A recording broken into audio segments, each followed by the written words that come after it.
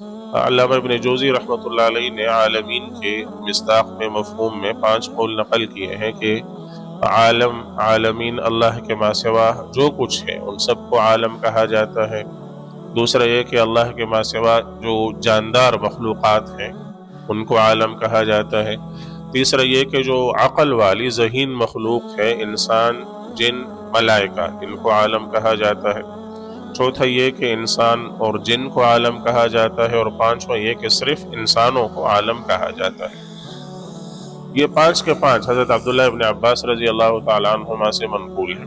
لیکن ایسا معلوم ہوتا ہے کہ دراصل عالمین کا اطلاق مختلف مواقع میں مختلف ہوتا ہے۔ چنانچہ کبھی ایسا ہوتا ہے کہ صرف ذہین مخلوق پر اس کا اطلاق ہو جاتا ہے، کبھی انسان اور جن پر، جیسے ایک آیت میں لِيَكُونَ لِلْعَالَمِينَ نَذِيرًا، تاکہ آپ صلی اللہ علیہ وسلم جہان والوں کے لیے نذیر بنائے۔ تو آپ چونکہ نذیر